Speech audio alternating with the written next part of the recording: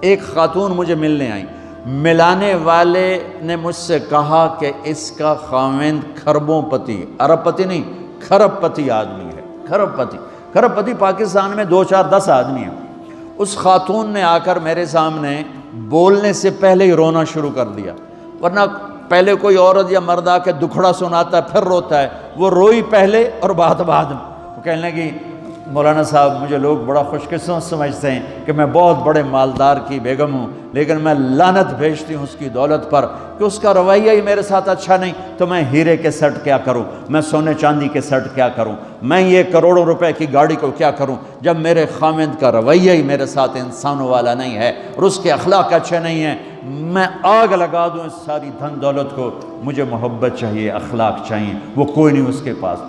چند دن بعد دوسرا واقعہ سنا، ایک نوجوان بڑا خوبصورت، وہ بھی اسی طرح لیکن اتنا مالدار، کافی مالدار، وہ آ کے میرے پاس بیٹھ کے رونے لگا، مولانا صاحب اب میں کیا کروں، میری زندگی برباد ہو گئی، میرا اتنا عالی شان گھر ہے، اتنی اچھی میری کمائی ہے، آمدنی ہے، لیکن میں کیا کروں۔ یہ اسی کے الفاظ بتانے لگا ہوں، میری بیوی کی زبان 20 فٹ لمبی ہے۔ میں کہا رکھ دی کتنے 20 فٹ چاہتے، میں کہا وچوں 19 فٹ کٹ دے شاید کچھ کم بن جاوے۔ کہا میری بیوی بہت بد زبان ہے، میں کئی دفعہ طلاق دینے کی سوچ چکا ہوں، لیکن میرے 3 بچے ہو چکے ہیں، بچوں کو دیکھتا ہوں تو پھر میں اپنے صبر کا گھونٹ پی لیتا ہوں، ورنہ میرا جی چاہتا ہے اس کو ابھی طلاق دے کے گھر سے نکال دوں۔ دولت بھی موجود ہے، خوبصورتی بھی موجود ہے، شکل بھی موجود ہے، عزت بھی موجود ہے، سہولت بھی موجود ہے، کیا چیز موجود نہیں؟ اخلاق موجود نہیں، حسن سلوک موجود نہیں، پیار محبت موجود نہیں۔ اب اپنے گھروں میں اگر خوشی دیکھنا چاہتے ہیں، ہر رشتے کو اگر آپ آباد کرنا چاہتے ہیں تو میرے نبی والی محبت دینا سیکھیں، میرے نبی والی محبت دینا سیکھیں، اپنے بچوں کو بھی، اپنی اولاد کو بھی، اپنے بہن بھائیوں کو، اپنے ماں باپ کو، ساس بہو کو، بہو ساس کو، سسر بہو کو، بہو سسر کو، بھائی بھائی کو، بہن بہن کو، اللہ کے واسطے برداشت کرنا سیکھو۔ مجھے میرے رب کی قسم ساری دنیا کا چین و سکون برداشت میں ہے، صبر میں ہے، صبر میں ہے، صبر میں ہے۔ زبان۔ ایک نوجوان میرے پاس آیا، کہا جی میری بیوی سے لڑائی ہوتی، مجھے کوئی تعویذ دو۔ میں نے کہا بیویوں پہ تعویذ اثر ہی نہیں کرتا۔ کہنے کا کیا کروں؟ میں نے کہا ایک عمل بتاتا ہوں، سنت عمل، کہ 1-2 لقمے اپنے ہاتھ سے بیوی کو کھلا دیا کرو۔ وہ کہنے لگا اس سے کیا ہوگا؟ میں نے کہا یہ تو تم دیکھو گے، پھر میں پوچھوں گا تم سے کیا ہوگا۔ میں نے کہا یہ سنت عمل ہے، اس سے محبت بڑھے گی۔ کوئی 8-10 دن گزرے تو اس کا فون ویسے آ گیا حال احوال پوچھنے میرا، تو مجھے اپنی بات یاد آ گئی۔ میں نے کہا میری بات پہ عمل کیا تھا؟ کہنے لگا نہیں۔ میں نے کہا کیوں؟ کہنے لگا شرم آتی۔ میں نے کہا لڑتے ہوئے شرم نہیں آتی؟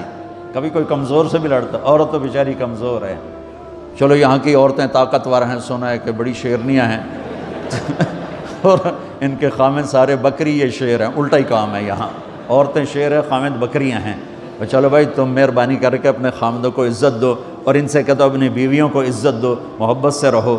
تو میں نے کہا بے وقوف، کبھی کمزور کے ساتھ بھی کوئی لڑتا ہے، اس میں تمہیں شرم نہیں آتی؟ اور اس میں شرم آتی ہے سنت۔ میں نے کہا چل کر اور مجھے بتا۔ کوئی 2 گھنٹے بعد اس کا فون آیا، کہا مولانا دوپہر کا کھانا تھا، میں نے اپنی بیوی کے منہ میں لقمہ جو دیا نا تو اس کا منہ وہیں کھلا رہ گیا۔ وہ کہنے لگی تو نے خود تو کیا نہیں، کسی نے تجھے بتایا ہے؟ کس نے بتایا؟ تو بتا، تیرے اندر یہ ظرف نہیں ہے، تمہیں یہ سبق کس نے پڑھایا ہے؟ اس نے کہا مجھے یہ سبق مولوی طارق جمیل نے پڑھایا۔ تو کہنے لگا میری بیوی نے ایسے اپنی جھولی اٹھا لی اور کہا مولوی طارق جمیل اللہ اس کے بچوں کو سلامت رکھے جس نے تمہیں انسان بنایا۔ میرے بھائی بہنوں صبر کرنا سیکھو۔ ہماری ایک دھوبن تھی ماسی شریفہ، مر گئی بیچاری، تو وہ آ گئی میری بہن کے پاس، چھوٹا قد، موٹی ڈٹی تو بڑی لڑکی، پوری شیرنی۔ وہ آ کے کہنے لگی میری بہن کو، اور میری بہن تو انہوں چنگی طرح جان دی ہے، بی بی ہے میری نوواں بڑیاں لڑ دیاں، میں نے کوئی تویز دے ساریاں میری نوکر بن جانا۔ اب میری بہن کو پتہ تھا کہ وہ سارا لڑائی دا تماشا تھا، ماسی شریفہ تو شروع ہوندہ، ادو تو ہوندہ ہی کچھ نہیں، بیچاریاں معصوم جیاں چھوٹیاں چھوٹی عمر دیاں۔ تو میری بہن نے ایک تعویذ بنایا اور اس کو یوں رول کر کے نا، اس کو کہا ماسی شریفہ ہن جسلے تیری لڑائی ہوئے نا اس تعویذ تو چک مار کے بہ جانا ہے تے چھڑنا نہیں، جے تو چھڑیا تو مر جانا ہے، انہوں پکا کر کے رکھیں۔ اس نے کیا کیا؟ ماسی شریفوں کو چپ کروایا۔ اب ہمارا دیہاتی ماحول ہے، تعویذوں کی بڑا عقیدت ہے، صحیح تعویذ تو اثر کرتے ہیں لیکن اکثر تو ہیرا پھیری والے بیٹھے ہوئے ہیں سارے ہی، تو اللہ ماشاءاللہ۔ تو 8ویں دن وہ آ گئی، بی بی تو بڑا چنگا تعویذ دیتا، ساری لڑائی ختم ہو گئی۔ کیوں کہ ماسی شریفہ چپ ہو گئی۔ تو میں ان ساری مستورات کو یہ تعویذ دے کے جا رہا ہوں، یہ سب لے لو، یہ مرد بھی لے لو، اور جب کوئی جھگڑا ہو یہاں رکھ کے چپ کر کے بیٹھ جانا، آپ کی لڑائیاں ختم ہو جائیں۔ اگر آپ بولتے رہے تو پھر لڑائی ختم نہیں ہوگی۔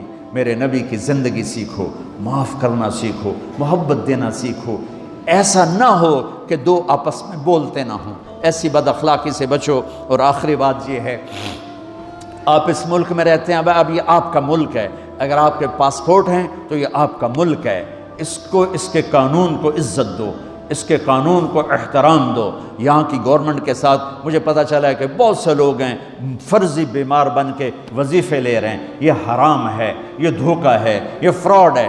جو حکومت آپ کی اتنی ہمدرد ہو کہ گھر بیٹھے آپ کو وظیفہ پہنچائے، آپ کے بچوں کے وظیفے لگائے، آپ کے وظیفے لگائے، انہی کے ساتھ دھوکہ کرنا ہے، انہی کے ساتھ فراڈ کرنا ہے۔ اللہ کی قسم یہ آپ اپنے ساتھ فراڈ کر رہے ہیں، یہ آپ اپنی ذات کو دھوکہ دے رہے ہیں، ان کو نہیں دھوکہ دے رہے، آپ اپنے آپ کو دھوکہ دے رہے ہیں۔ ایک سردار جی ریل میں چڑھا، ہنسی جائے، لوگوں نے پوچھا سردار جی بڑے ہنس رہے ہو؟ کہنے لگا ریلوے والوں کے ساتھ آج بڑا فراڈ کیا، چکر کا دے دیا، ریلوے کو چکر دے دیا ہے۔ کہ سردار جی کیا چکر دیا ہے؟ کہنے لگا واپسی کا ٹکٹ بھی لے لیا ہے اور واپس میں نے آنا کوئی نہیں ہے۔ میں کہ سردار جی اپنے آپ نے چکر دیتا ہے تسی تو جتنی 2 نمبری کرنے والے ہیں یہ اپنے آپ کو چکر دینے والے ہیں۔ اللہ کے واسطے اس حکومت کا نہ ٹیکس چراؤ، نہ ایسی 2 نمبری کرو، نہ یہاں کی بچیوں کو دھوکہ دے کر کاغذ بنانے کے لیے شادیاں کرو۔ جب انگریزوں کی حکومت تھی انڈیا پر تو دلی میں ایک وہ پک پاکٹ رہتا تھا جیب کترا، اس کا چیلا شام کو 2 روپے لے کر آیا تو اس نے اس کو تھپڑ مارا، سارے دن میں 2 روپے۔ تو کہنے لگا استاد آج بڑا مال مارا تھا، ایک گورے کی جیب کاٹی تھی، بہت پیسہ تھا۔ جب میں 4 قدم چلا، سننا ذرا اس زمانے کے چور کا ایمان سننا، کہنے لگا جب میں 4 قدم چلا تو مجھے خیال آیا اگر قیامت کے دن عیسیٰ علیہ السلام نے میرے نبی کو گلہ دے دیا کہ آپ کے امتی نے میرے امتی کی جیب کاٹی تھی تو میرے نبی کو شرمندہ ہونا پڑے گا، تو پھر میں نے کہا میری وجہ سے میرا نبی شرمندہ ہو۔ میں نے جا کر اس کو واپس کر دیا، 2 روپے اپنے دے کپ کے لے آندے، تو اس نے اس کو 10 روپے انعام دیا کہ یہ 10 روپے تیرا انعام ہے۔ اب آپ اس ملک کے اگر ہیں، آپ کے پاسپورٹ ہیں تو آپ یہاں کے ہیں، آپ اپنے پیچھے اپنے رشتہ داروں کی مدد کریں، جو مرضی کریں، لیکن میرے بھائی بہنوں اسے اپنا ملک بنا کے چلو، یہاں غریبوں پہ خرچ کرو۔ زکوٰۃ تو مسلمان کو دی جاتی ہے کوئی شک نہیں، لیکن صدقات خیرات پیچھے بھیجنے کے بجائے یہاں کتنے غریب لوگ ہیں، کتنے ضرورت مند لوگ ہیں، کتنے لوگ ہیں جن کے پاس گھر کوئی نہیں، کتنے لوگ ہیں جو کونسل کی طرف سے وظیفہ لے کر روٹی کھا رہے ہیں اور وہ پوری نہیں پڑتی، ایسوں کو ڈھونڈ کے ان پر خرچ کرو، ان کی مدد کرو، کسی کی جانی خدمت کرو، کسی کی مالی خدمت کرو۔ میرے نبی نے فرمایا ہر مسلمان کے لیے ضروری ہے کہ صدقہ دے، ہر مسلمان روزانہ صدقہ دے۔ تو صحابہ نے کہا یا رسول اللہ پیسے نہ ہوں تو آپ کہتے چلو کوئی بات نہیں۔ کہا نہیں سنو، آپ نے کہا بازار میں جا کے مزدوری کرے اور مزدوری کی قیمت وصول کر کے صدقہ کرے، صدقہ اتنا ضروری ہے، بلاؤں کو ٹال دیتا ہے، مصیبتوں کو ٹال دیتا ہے۔ تو یہاں رہنے والے یہاں کے قانون کا احترام کریں، یہاں کے قانون کو عزت دیں، اللہ کے واسطے 2 نمبری نہ کریں، دیانتداری سے چلیں۔ میرے نبی نے فرمایا میرا امتی ہر گناہ کر سکتا ہے، 2 کبھی نہیں کرے گا، ایک جھوٹ کبھی نہیں بولے گا، ایک دھوکہ کبھی نہیں دے گا۔ تو اللہ کے واسطے دھوکے فراڈ سے چلیں۔ کہیں آپ لڑے ہوئے ہیں صلح کر لیں، پیار محبت دیں، معاف کریں، اپنے بچوں کو ٹائم دیں، ان کو اچھی تعلیم دیں، یہ اعلیٰ عہدوں پر پہنچیں، اعلیٰ جاب پر پہنچیں۔ ضروری نہیں ہے کہ تمہاری طرح مزدوریاں ہی کریں، ان کی تعلیم کا یہاں اسکول بناؤ، یہاں کالج بناؤ، اپنے اسکول بناؤ، اپنے کالج بناؤ، اپنی اولاد کو اچھی سے اچھی تعلیم دو کہ یہ آگے چل کے بڑے شعبوں پر اور بڑی جاب پر پہنچیں اور تمہارے لیے عزت بنے، باعث عزت بنے، باعث افتخار بنے۔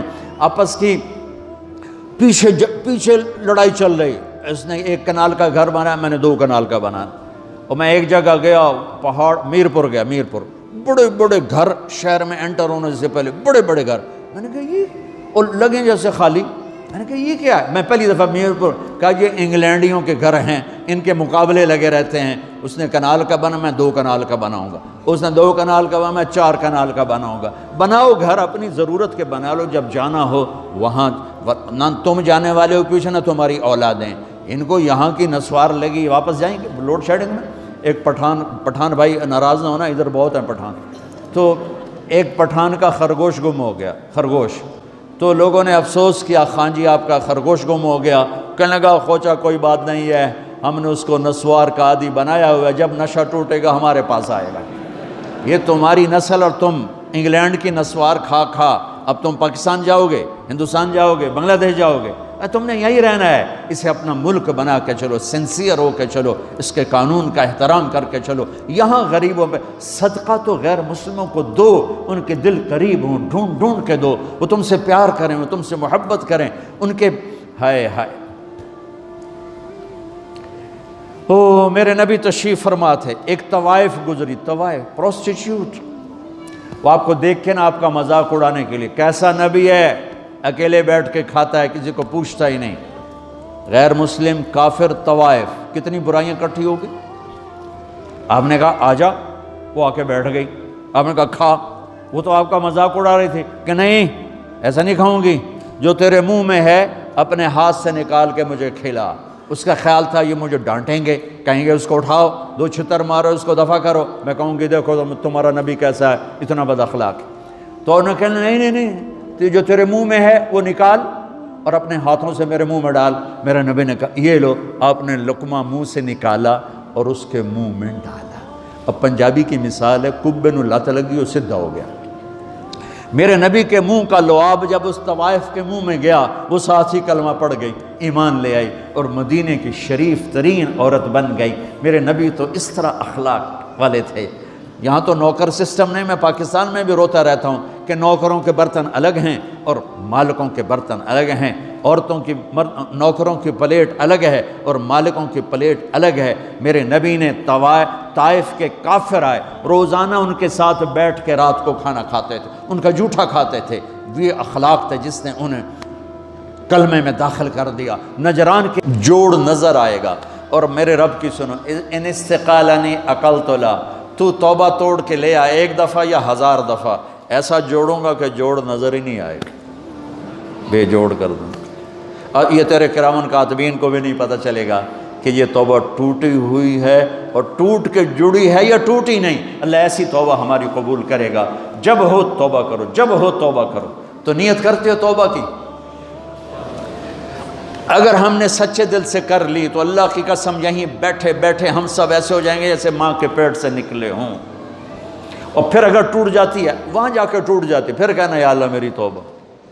ماں تنگ آ کے شاید بچے کو مارنے لگ جائے، لیکن میرا رب کبھی تنگ نہیں پڑتا، جب بھی جھکو گے معاف کرے گا، جب بھی جھکو گے معاف کرے گا۔ اللہ تعالی ہمیں توفیق دے۔ تو میرے ساتھ کہو یا اللہ میری توبہ، پھر کہو یا اللہ میری توبہ، پھر کہو یا اللہ میری توبہ۔ اب اگر دل سے ہے تو سب معاف ہو گیا۔ آپ سب کو مبارک ہو۔